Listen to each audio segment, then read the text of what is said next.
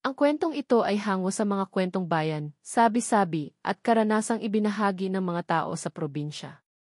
Layunin nitong magbigay ng aliw, takot, at aral sa mga nakikinig.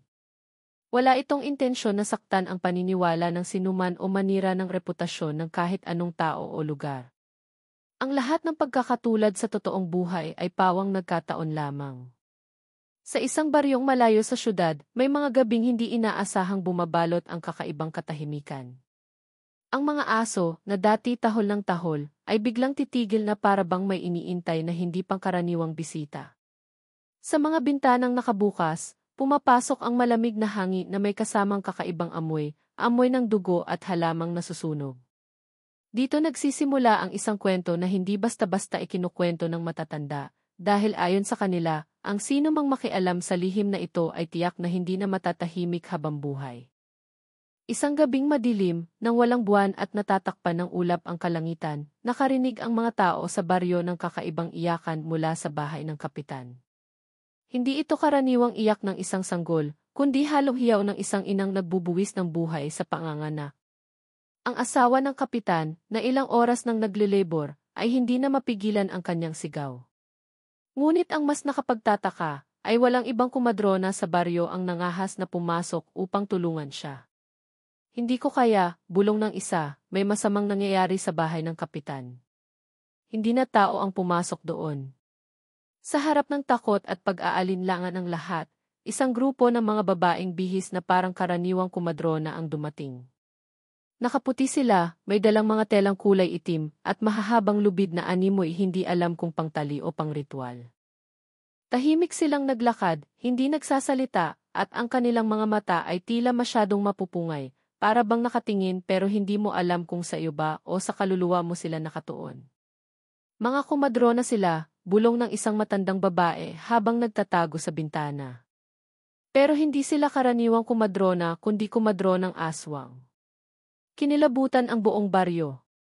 Sino ang hindi matatakot kung mismong anak ng kapitan ang ipinagkakatiwala sa mga nilalang na matagal ng kinatatakutan? Ngunit wala silang magawa.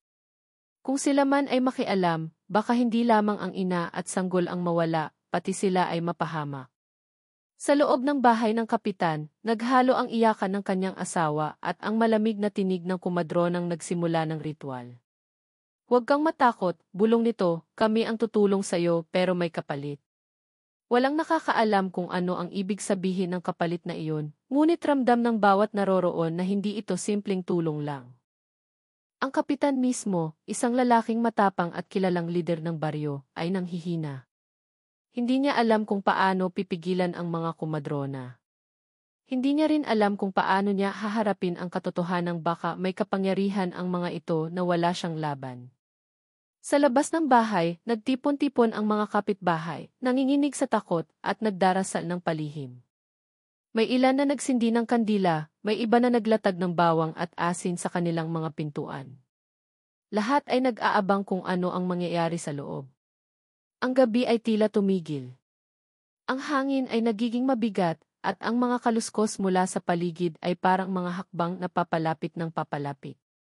Walang makasiguro kung ang mga kumadrona nga ba ay dumating para magligtas o kung dumating sila upang angkinin ang bagong silang na anak ng kapitan.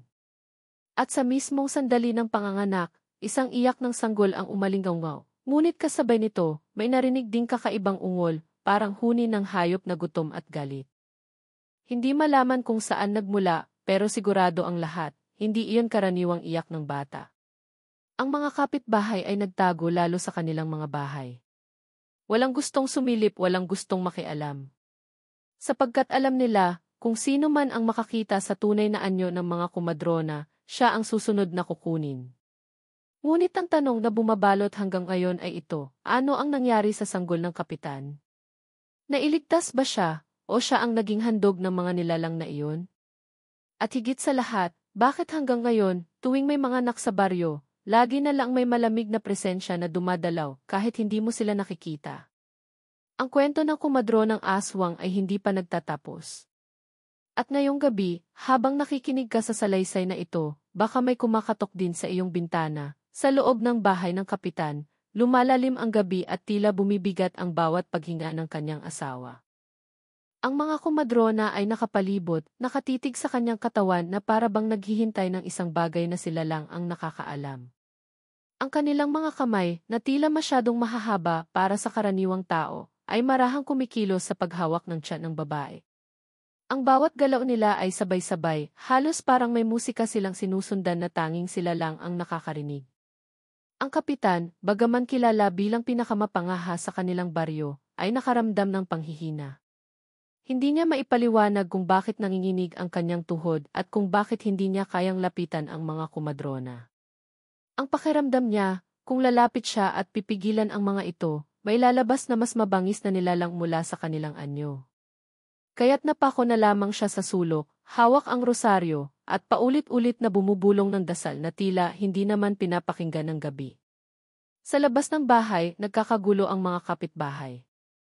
May isang matandang lalaki na nagsabi na noon pa man, hindi karaniwang tao ang mga komadrona. Isa-isa raw silang dumadating sa baryo kapag may panganak na hindi maipaliwanag, at kapag sila inaimbitahan, may kabaligtarang nangyayari, ang sanggol na ipinanganak ay hindi nagtatagal, o kaya na mailumalaki na may kakaibang ugali at lakas.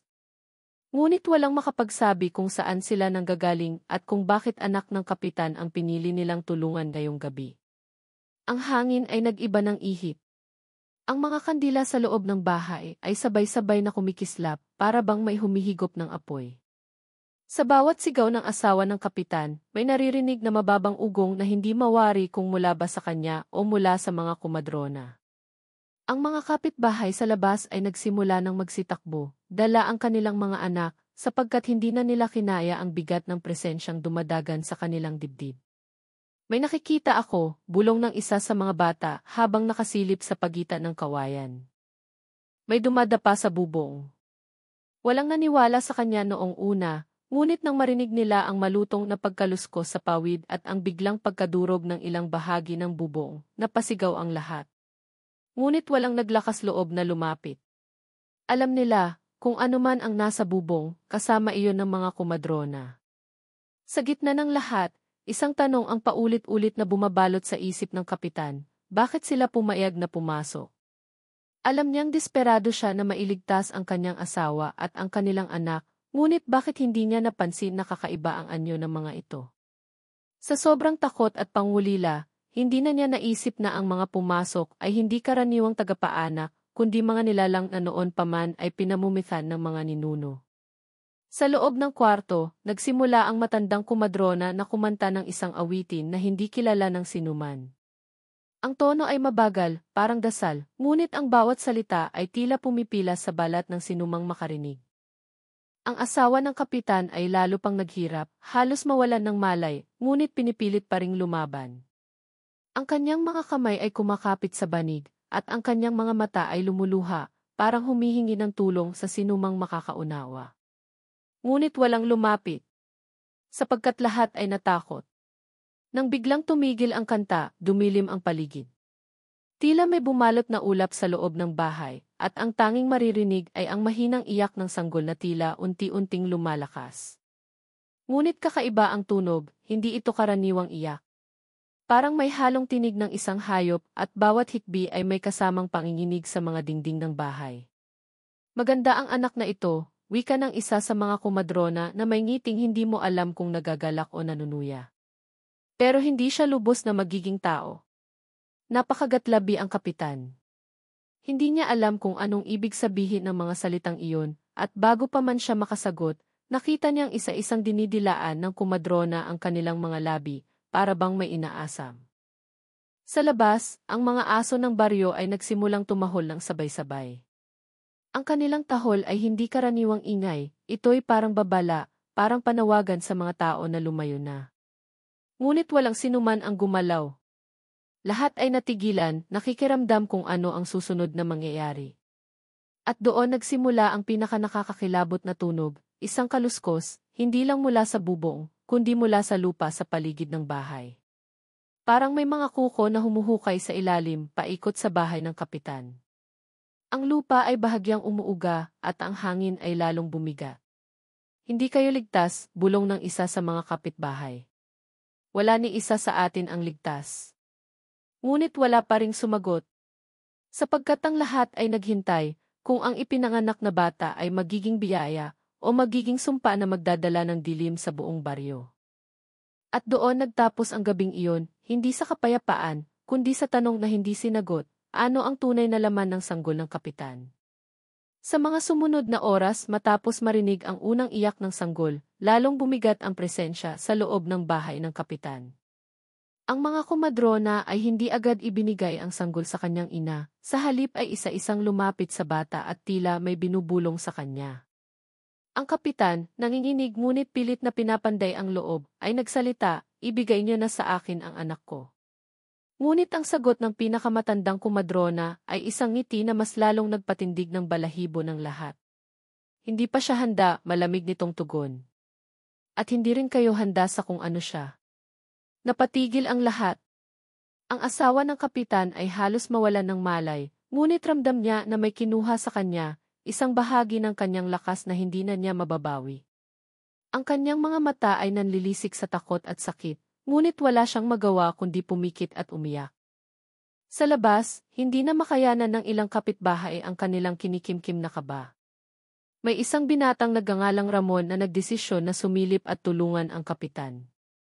Kilala siyang matapang at hindi madaling matinag, ngunit mailihim siyang kinatatakutan noong bata pa siya. Nasaksihan niya kung paanong isang sanggol sa kabilang baryo ay biglang naglaho matapos ipaanak sa mga kumadronang tulad ng naroroon ngayon.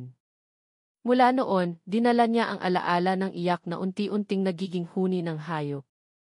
Ngunit ngayong gabi, pinilit niyang talunin ang takot.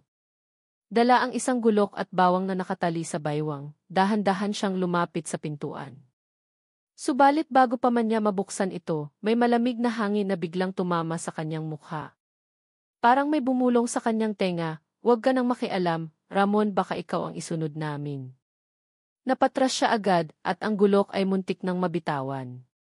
Nilingon niya ang paligid ngunit walang tao. Ang mga kapitbahay na nakasama niya ay nagtataka kung bakit nangingitim ang kanyang mukha, para bang bigla siyang nawala ng dugo.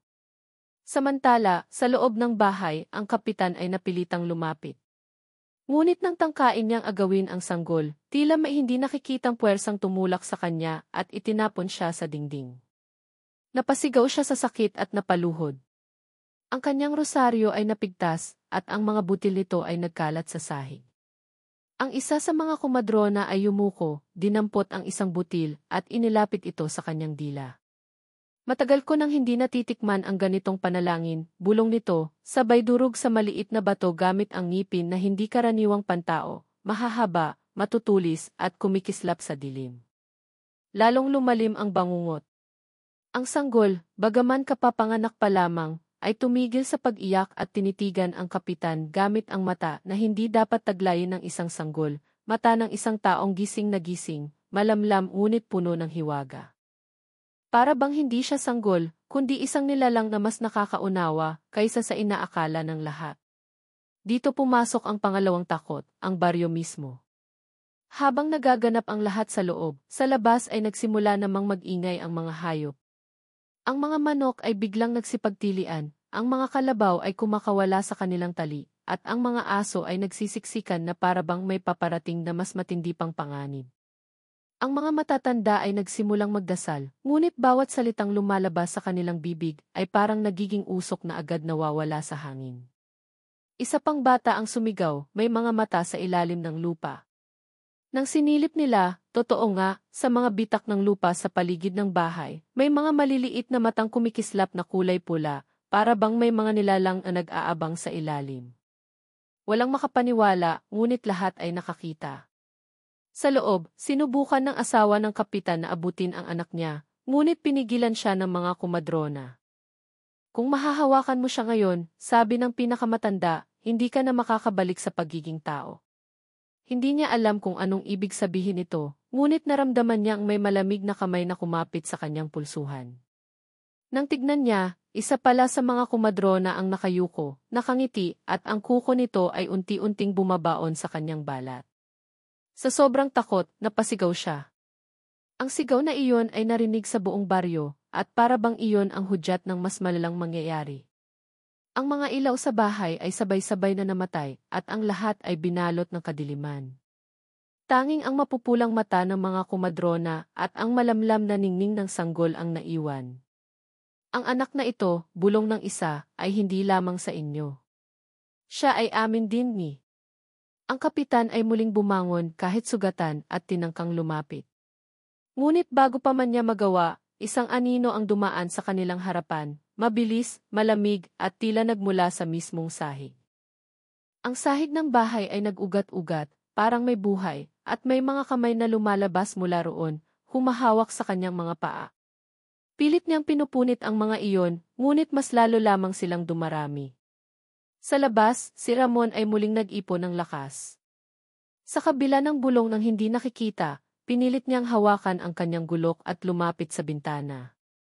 Ngunit bago siya makasilip, may dalawang mapupulang mata ang biglang lumitaw sa dilim, nakatitig diretso sa kanya. Napaatras siya, at sa unang pagkakataon, naramdaman niyang hindi sapat ang tapang niya para labanan ang mga ito. Ang gabi ay lalo pang humaba at ang takot ay mas lumalim. Ang baryo, na dati tahimik at payapa, ay ngayon naging kulungan ng isang bangungot na hindi nila alam kung paano tatapusin. At sa gitna ng lahat, ang sanggol ay patuloy na tumatahimik at nakatingin, para bang siya ang tunay na pinagmumulan ng lahat ng takot. Ang gabi ay lalo pang dumilim, at tila baga ang bawat hininga ng mga tao sa baryo ay sabay-sabay na natigil. Sa loob ng bahay ng kapitan, ang sanggol ay hindi na umiiyak. Bagkus, ito'y nakatingin lamang, nakangiti ng bahagya, at sa bawat sandaling lumilipas ay lumalakas ang kakaibang enerhiya na nanggagaling sa kanyang munting katawan. Ang mga kumadrona ay nakapaligid, nakataas ang mga kamay, at ang kanilang mga anino ay umaabot sa kisam na parang may sariling buhay. Ang kapitan, sugatan at nanginginig, ay pilit na bumabangon mula sa sahig. Ngunit ang bawat hakbang niya ay parang tinatalian ng malamig na hangin. Ang kanyang asawa ay nakahandusay, humihingal at halos mawalan ng ulirat, ngunit ramdam niyang may kung anong hinahatak mula sa kanyang katawan, isang bagay na hindi nakikita, parang kaluluwa na kinukuha ng mga kumadrona para ipasa sa sanggol. Sinubukan niyang sumigaw, ngunit ang tinig ay hindi lumabas. Ang tanging lumalabas sa kanyang bibig ay mahinang ungol, parang sinadyang pinutol ng gabi ang kanyang boses. Sa labas, si Ramon ay nakadikit pa rin sa dingding, pinipigilan ang sarili na huwag manginig. Ang kanyang mga kamay ay namamasa ng pawis habang hawak ang gulok.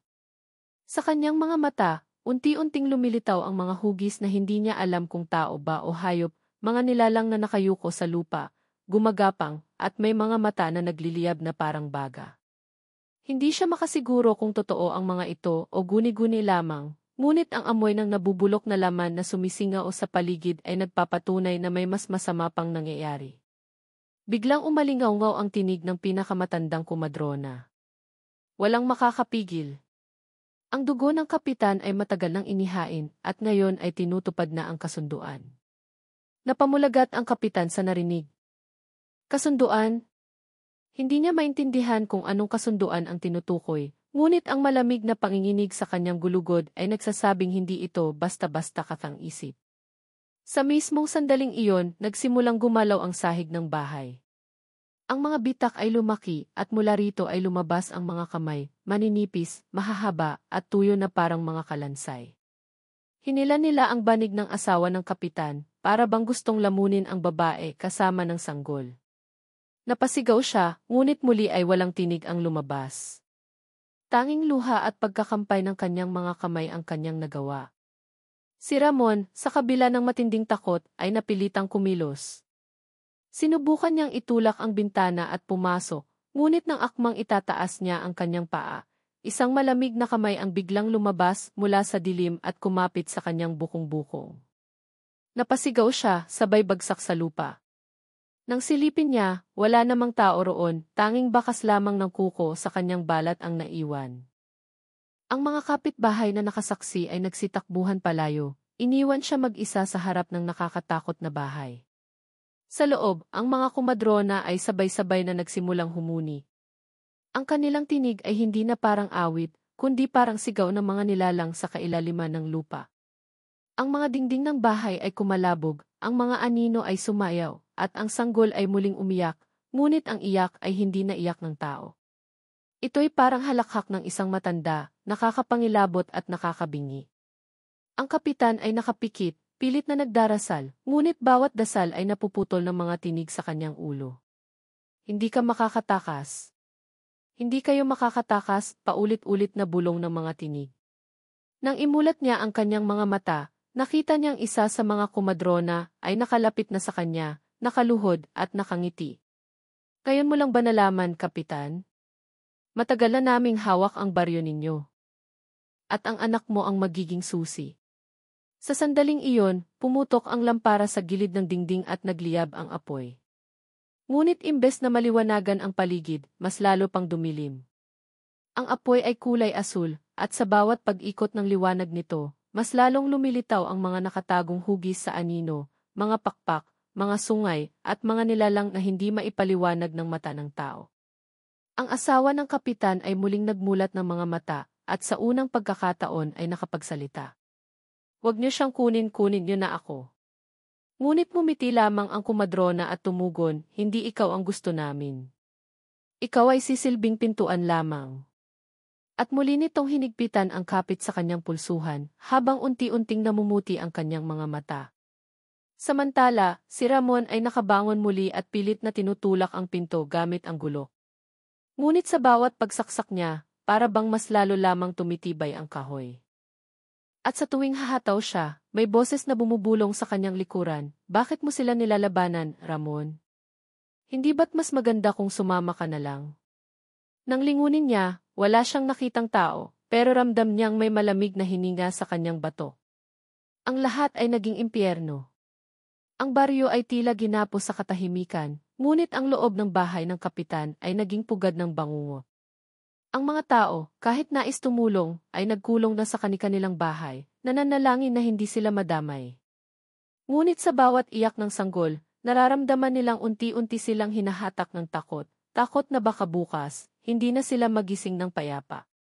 At sa huling sandali ng gabing iyon, bago tuluyang matakpan ng kadiliman ang lahat, narinig ng kapitan ang isang malinaw na salita mula sa kanyang anak. Hindi ito ungol o iyak, kundi isang salitang bumulong sa kanyang tenga, Ama, at doon niya napagtanto, wala na siyang ligtas. Wala silang takas. Ang paligid ay unti-unti nang bumibigay sa bigat ng dilim. Ang bahay ng kapitan, na dati simbolo ng kapangyarihan sa baryo, ngayon ay naging kulungan ng bangungot. Ang sanggol ay nakahiga pa rin sa bisig ng isa sa mga komadrona, at sa bawat paghinga nito ay may malamig na usok na lumalabas sa bibig, parang usok ng uling na bagong sindi. Ang kapitan ay halos hindi na makatayo, pinilit pa ring lumapit, ngunit muli siyang itinulak ng hindi nakikitang puwersa.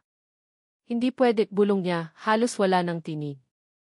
Anak ko yan, ngunit ang sagot ng pinakamatandang komadrona ay isang bagay na hindi niya kailanman inaasahan. Anak mo siya, ngunit hindi na siya ganap na sayo. Noon pa man, ang inyong pamilya ay may utang sa amin. Ang lolo ng lolo mo, kapitan, ay gumawa ng kasunduan upang hindi lamunin ng aming mga nilalang ang buong baryo. Ang kabayaran, sa ikalimang salin, ang sanggol ng inyong lahi ay sa amin. Parang pinukpok ng mabigat na bato ang kanyang dibdib. Hindi siya makapaniwala. Ang anak na pinaghirapan nilang antayin ay matagal na palang nakatadhana sa dilim. Sa gilid, ang kanyang asawa ay halos mawalan na ng ulirat, ngunit narinig din ang sinabi. Hindi totoo yan, sigaw niya, kahit mahina. Hindi kami pumayag, wala kaming kasunduan. Ngunit tumawa lamang ang mga komadrona. Ang kanilang mga tinig ay parang alon na humahampas sa dibdib ng bawat nakakarinig. Hindi kayo kundi ang ninuno nyo. At ang kasunduan ay hindi nasisira. Ang dugo ninyo ay nakagapos sa amin. Samantala, sa labas, si Ramon ay nakahanap ng lumang alaala. Sa gilid ng bahay, natuklasan niya ang isang bato na may nakaukit na mga simbolo. Matagal na itong nakatago sa ilalim ng mga damo at lupa. Nang madampian niya ito, dumaloy sa kanyang isip ang mga larawan ng nakaraan, isang pagtitipon ng matatandang lalaki, ang lolo ng kapitan na nakaluhod sa harap ng mga komadrona, at ang pagbibigay ng kanyang lagda gamit ang sariling dugo. Ramdam niya ang katotohanang hindi na maitatanggi. Ngunit bago pa man niya masabi ito sa iba, may malamig na kamay na biglang sumakmal sa kanyang balikat. Nang lingunin niya, isa sa mga kumadrona ang nakatayo sa labas, nakangiti at naglalakad na parang walang iniwan sa loob. Wala ka nang magagawa, Ramon, bulong nito. Ikaw man, may bahagi sa kasunduang ito. Dahil lahat ng taga-baryo ay kasama. Napaatras siya, nanginginig at halos mabitawan ang gulo. Kung totoo nga ang kasunduan, ibig sabihin, ang lahat ng tao sa baryo ay nakatali sa sumpa. At kung ganoon, wala silang ligtas. Sa loob, muling umiyak ang sanggol. Ngunit sa pagkakataong ito, hindi na ito parang halakhak ng matanda. Sa halip, ito'y parang tinig ng maraming boses na nagsasalita ng sabay-sabay. Ama, inasundan niyo ako, parang inaanyayahan silang sumama sa isang lugar na hindi nila nakikita. Ang kapitan ay napaluhod, umiiyak, habang ang asawa niya ay pilit na inaabot ang anak. Ngunit biglang huminto ang mga kumadrona, sabay-sabay na tumingin sa kisame, na parang may paparating. At doon nila narinig ang isang bagay na lalong nagpatindig ng balahibo, mga yabag mula sa bubong, mabibigat, mabibilis, at parang daan-daan ang sabay-sabay na dumarating. Dumating na sila, wika ng pinakamatanda. Ang mga bantay na kukuha sa kanya. Naguho ang mga pawid at mula sa butas ay lumabas ang mga anino ng malalaking nilalang. Hindi lubos makita ang anyo, ngunit ang kanilang mata ay nagliliyab na pula at ang kanilang hininga ay amoy na bubulok na laman. Ang mga kumadrona ay tila tuwang-tuwa, inaabot ang sanggol pa itaas, para bang isang alay. Napahiyaw ang asawa ng kapitan, isang hiyaw na umalingaw-ngaw sa buong baryo. Sa labas, ang mga tao ay lumuhod at nagtakip ng tainga, sapagkat ang hiyaw na iyon ay hindi lamang sigaw ng isang ina, kundi sigaw ng buong baryo na nakatali sa sumpa. At sa huling sandali ng gabing iyon, bago pa tuluyang lamunin ng dilim ang sanggol, muling bumaling ang mga mata nito sa kapitan at nagsalita sa paraang malinaw na malinaw, sumama ka sa akin o lahat kayo'y mamamatay. Nanginig ang lahat. Ang kapitan ay hindi na makagalaw, hindi makaisip. Nasa kanyang mga kamay ang desisyon, ngunit alinman ang piliin niya, kapahamakan ang kapalit. At dito ko iiwan ang tanong sa inyo, mga tagapakinig, ano ang gagawin ninyo kung kayo ang nasa sitwasyon ng kapitan? Susunod ba kayo sa boses ng inyong anak, kahit alam ninyong hindi na siya ganap na tao? O lalaban kayo, kahit alam ninyong maaaring buong baryo ang kapalit? Sa tingin ninyo, makakaligtas ba ang kapitan sa sumpang ito, o ito na ang kanilang katapusan? Nanginginig na nakaluhod ang kapitan habang nakatingala sa mga aninong bumababa mula sa bubong. Ang kanyang mga mata ay punang luha, ngunit sa kabila ng takot ay may nag-aalab na galit sa kanyang dibdib. Ang kanyang anak, ang dugo at laman niya, ay gagawing alay. Hindi niya kayang tanggapin. Hindi ko ibibigay ang anak ko, sigaw niya, sabay buhos ng lahat ng lakas upang tumayo. Sa sandaling iyon, hinugot niya mula sa ilalim ng banig ang isang matandang itak, kalawangin at may uka-uka, na minanapan ng kanyang ama. Nang makita iyon ng mga kumadrona, saglit silang natigilan. Yan ang sandatang nagdugo sa unang kasunduan, bulong ng pinakamatanda. Paano ito nakarating sa kanya? Ngunit bago pa sila makagalaw, sinalakay ng kapitan ang isa sa mga kumadrona, pinilit agawin ang sanggol. Ang katawan ng babae ay parang usok na naglaho, ngunit naiwan ang iyak ng sanggol sa kanyang mga kamay. Hindi niya maipaliwanag kung paano, ngunit bigla na lamang naibigay sa kanya ang pagkakataon. Ang kanyang asawa, kahit mahina, ay napasigaw ng may pag-asa. Ngunit hindi pa tapos. Ang mga aninong bumababa mula sa bubong ay humuni ng nakaririnding tinig. Ang buong bahay ay gumalaw, para bang lumulubog sa lupa. Si Ramon, mula sa labas, ay tumakbo papasok, dala ang gulok at ang batong may mga simbolo. Kapitan! Gamitin mo ito, sigaw niya, itinapon ang bato. Nang sumalo iyon ng kapitan, nagliyab ang mga simbolo, kumalat ang liwanag sa kanyang mga kamay at sa paligid ng sanggol. Ang mga kumadrona ay napasigaw, nabaling ang kanilang anyo, mga balat na naglalagas, mga ngipin na humaba, at mga mata na nagliliyab. Hindi na sila mukhang tao, kundi tunay na anyo ng mga aswang. Ang labanan ay naging bangungot. Ang kapitan ay pinagtutulungan ng mga nilalang. Ang kanyang asawa ay pilit lumapit, kahit halos gumapang na lang, at sa kanyang huling lakas ay isinabit ang rosaryong suot niya sa sanggol. Biglang sumabog ang mas maliwanag na liwanag, at ang mga nilalang ay napaatras, naglalagablab ang balat na parang sinusunog ng araw. Hindi kayo makakatakas, hiyaw ng pinakamatandang kumadrona, sabay hampas ng hangin na nagpatilapon sa kapitan sa dingding. Nabitiwan niya ang sanggol at ito'y muling sinalo ng mga anino. Ngunit sa mismong sandaling iyon, hawak pa rin niya ang itak at ang bato at pinagdikit niya iyon sa sahig. Sa isang iglap, pumutok ang liwanag na dumurog sa buong bahay, gumapang ang apoy na puti sa paligid, at nabalot ng apoy ang mga nilalang. Ang sigaw ng mga aswang ay umalinggaw sa buong baryo, parang daan-daan silang naglaho sabay-sabay. Ang mga bubong ay nagbagsakan, ang haligi ng bahay ay gumuho, at ang lahat ng tao sa labas ay nagtakbuhan. Ngunit sa gitna ng abo at usok, nakatayo pa rin ang kapitan, yakap ang kanyang anak, duguan at hingal na hingal. Nagmamadaling lumapit si Ramon, sinubukang tulungan siya. Ngunit bago pa man nila akalain na tapos na ang lahat, isang huni ng sanggol ang muling nagbago. Hindi na ito iyak, kundi tinig ng isang matanda, malamig at matalim, hindi kayo ligtas. Ako'y anak ninyo at ako rin ang kamatayan ninyo. Natigilan ang lahat. Ang sanggol ay gumiti, mga mata nitong kumislap ng pula, ngunit biglang namatay ang liwanag sa bato. Ang kapitan ay natigilan, hindi makapaniwala sa kanyang yakap. Anak pa rin niya iyon, ngunit malinaw na hindi na siya isang ordinaryong tao. Muling sumabog ang katahimikan, at ang natitirang abo ng mga kumadrona ay lumipad papalayo, tila ba sumanib sa hangin. Ang baryo ay natatakpan ng usok at ang mga tao'y walang masabi kundi dasal at iyak.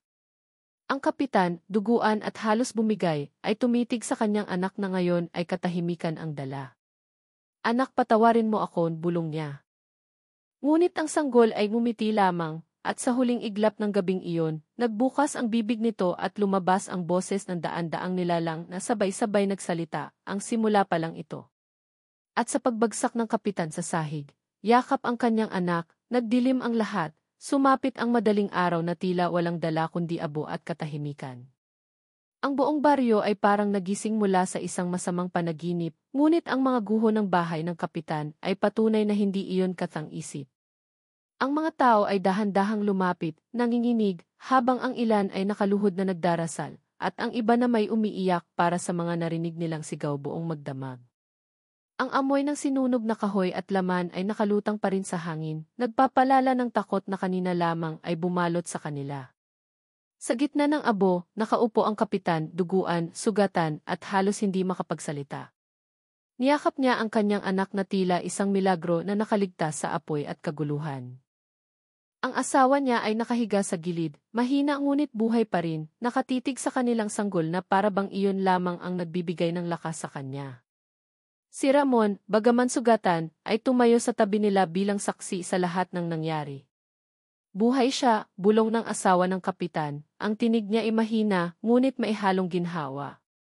Ngunit nang tumingin sila sa sanggol, nanlamig ang kanilang mga puso. Wala na ang pulang ningning sa mga mata nito, ngunit tuwing titigan nila, may kung anong pakiramdam na parabang tinititigan sila pabalik ng isang nilalang na mas matanda at mas makapangyarihan kaysa sa kanila. Ang halakhak ng mga kumadrona, na akala nila inaglaho na, ay bumabalik-balik sa kanilang isipan. Ilang araw ang lumipas at ang balita tungkol sa nangyari ay kumalat hindi lamang sa baryo, kundi pati sa mga kalapit na lugar.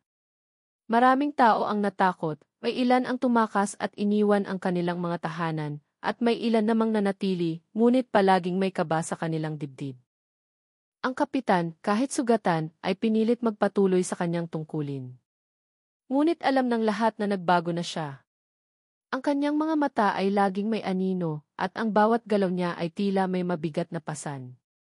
Sa bawat gabi, naririnig niya ang pag-iyak ng kanyang anak, isang ordinaryong iyak ng sanggol sa una, ngunit minsan, sa pinakatahimik na oras ng gabi, nagiging tinig na pamilyar at nakakatindig ng balahibo. Minsan ay tinatawag siya ng boses ng kanyang ama na matagal nang patay, minsan ay ng isang taong hindi niya kilala, at minsan naman ay ng mismong mga kumadrona. Hindi niya alam kung guni-guni lamang iyon ng kanyang isip o totoo. Ngunit tuwing maririnig niya, lalo siyang natatakot na yakapin ang sariling anak. Si Ramon naman ay hindi na bumalik sa dati. Sa tuwing madaraan siya sa lugar kung saan niya nakita ang batong may ukit, palagi niyang naiisip kung tama ba ang ginawa niyang pagtulong. Nailigtas nila ang sanggol, ngunit kapalit nito ay ang posibilidad na dala ng bata ang mismong sumpa na matagal nang pinapasa ng baryo. Madalas niyang mapanaginipan ang apoy at ang mga sigaw ng mga kumadrona, at sa bawat panaginip, nakikita niya ang sanggol na nakangiti sa kanya na para bang inaanyayahan siyang sumama. Isang gabi, nang bumisita siya sa bahay ng kapitan upang dalhan ng pagkain, napansin niyang tahimik ang paligid. Nakahiga ang asawa ng kapitan, mahimbing na natutulog, ngunit ang kapitan ay nakaupo sa labas, nakatitig sa kawalan. Hindi ko na alam kung anak ko pa siya, bulong ng kapitan, halos hindi marinig ni Ramon. Nang tanungin niya kung bakit, tumingin ito sa kanya at may luha sa mga mata. Kagabi ginising niya ako. Sabi niya, tatapusin niya ang kasunduan. At sa kanyang tinig, hindi siya sanggol, Ramon. Isa siyang nilalang na mas matanda pa kaysa sa atin. Nalaglag ang panga ni Ramon, hindi alam kung ano ang isasagot. Ngunit bago pa siya makapagsalita, isang malamig na hangin ang dumampi sa kanilang paligid. At mula sa loob ng bahay, umalingaw-ngaw ang iyak ng sanggol, mahaba, matalim, at nakakatunaw ng laman. Ang mga aso sa buong baryo ay nag-ingay, ang mga tandang ay tila napilitang tumilaok sa maling oras, at ang mga tao ay nagising na may kaba sa kanilang dibdib. Tumayo ang kapitan at mabilis na pumasok, iniwan si Ramon na natigilan. Sa pagpasok niya, nakita niya ang kanyang anak sa duyan, nakatingala sa kanya. Ang mga mata ng bata ay muling kumislap ng pula, ngunit saglit lamang at bumalik muli sa normal. Nakangiti ito sa kanya, at sa napakahinang tinig, halos hindi marinig, ay bumulong, ama simula pa lang ito. Napasigaw ang kapitan, ngunit agad ding natigilan. Ang kanyang asawa ay hindi nagising, para bang wala itong narinig. Si Ramon, mula sa labas, ay nakarinig ng sigaw ngunit hindi nakapasok, natakot na baka muling bumalik ang bangungot ng nakaraang gabi. At ang buong baryo, na muling nakarinig ng kakaibang iyak, ay muling lumubog sa takot na hindi na mawawala. Hanggang ngayon, walang nakakaalam kung ano talaga ang dala ng sanggol, kaligtasan ba, o mas matinding kapahamakan. Ang tiyak lamang ay ang sumpa ng kasunduan ay hindi pa tuluyang tapos. Kayo, mga tagapakinig, ano ang gagawin ninyo kung kayo ang nasa sitwasyon ng kapitan? Kaya niyo bang yakapin ang inyong anak, kahit alam ninyong maihalong dilim sa kanyang dugo? O tatalikuran ninyo siya, kahit na ibig sabihin nito ay kapahamakan ng buong baryo? Sa tingin ninyo, ito na ba ang katapusan ng sumpa, o ito pa lamang ang simula ng mas malupit na kasaysayan?